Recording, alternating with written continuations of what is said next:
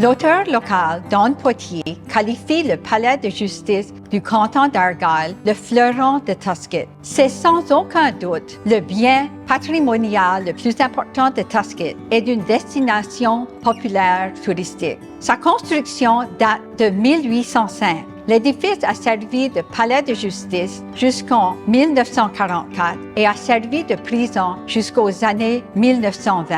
Plusieurs paliers de tribunaux siégeaient ici et la prison recevait à la fois des criminels et des débiteurs.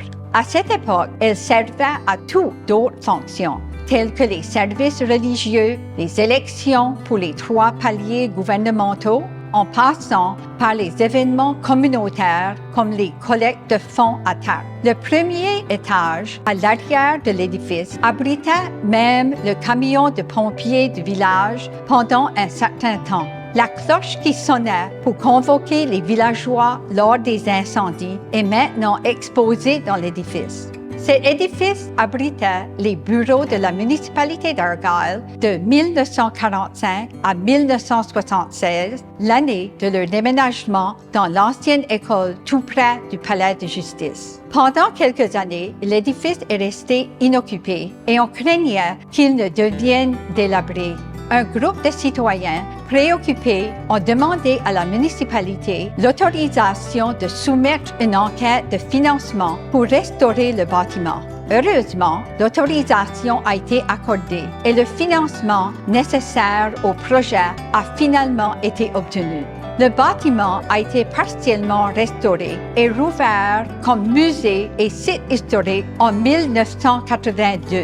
En 2005, la communauté était ravie d'apprendre que l'édifice, reconnu depuis longtemps comme étant le plus ancien palais de justice et la plus ancienne prison du Canada, avait été déclaré un lieu historique national par Parc Canada.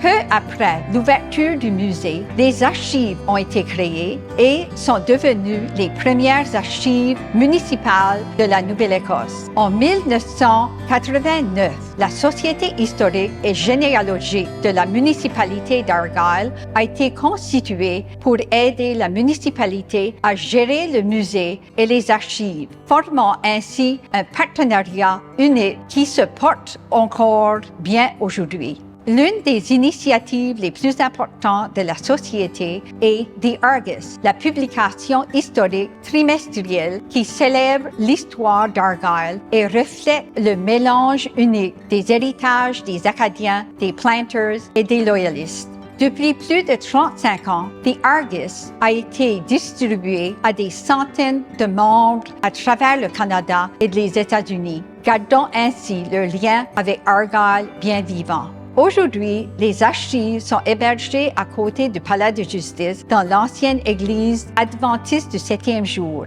un bien patrimonial construit en 1877.